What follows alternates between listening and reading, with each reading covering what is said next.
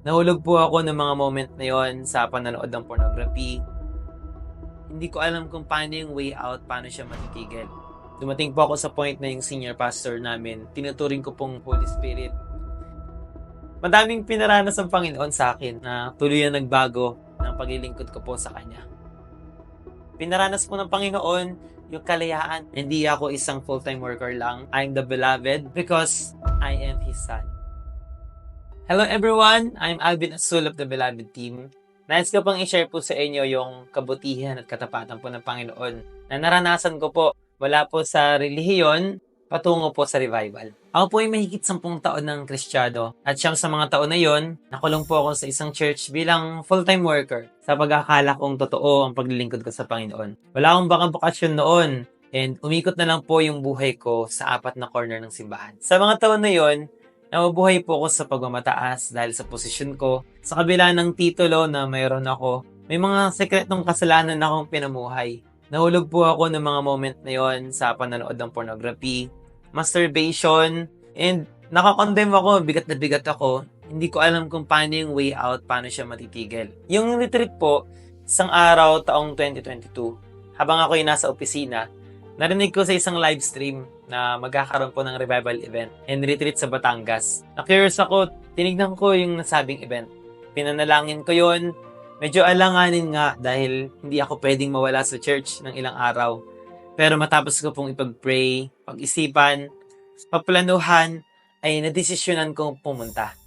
Ang yabang ko pa nga noon, may mindset ako na pupunta ako doon para lang mag-observe at mag-discern. During the retreat po, madaming pinaranas ng Panginoon sa akin na tuluyan nagbago ng paglilingkod ko po sa Kanya. Alam niyo po yung bawat ganap, bawat pangyayari, nakaka-excite habang yung event ay umuusad. Pinaranas po ng Panginoon yung Kanyang saganang presensya sa akin. Sa lahat po ng mga umattend doon, alam niyo po, mula sa worship, messages, bawat session, activities, lalo na po yung ministering time. Na mga oras din po na yun, unti-unting binasag ng Panginoon ang aking pagmamataas. Alam niyo po, habang siya nagmi-minister sa akin, inahayag ng Panginoon yung laman po ng aking puso.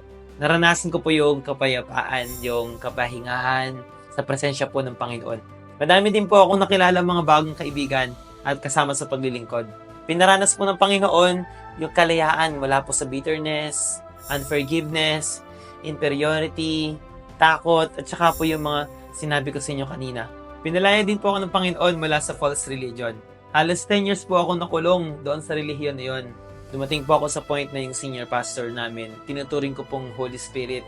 Di rin po ako gumagamit noon ng black na damit, di rin kami gumagamit noon ng itim na ballpen, at iba pa. Yung church attendance, yun po yung naging basehan ng aming kaligtasan.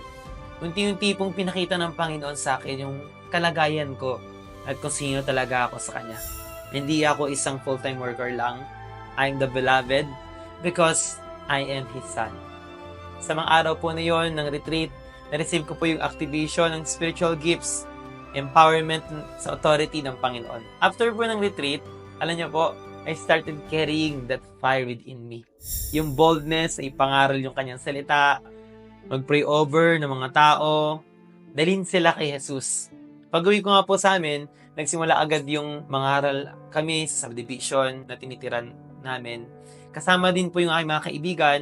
Mula po sa subdivision, nagsimula po kami mangaral sa mga jeepney, hanggang sa nangaral na kami sa mga streets, bus, schools, at kung saan-saan pa.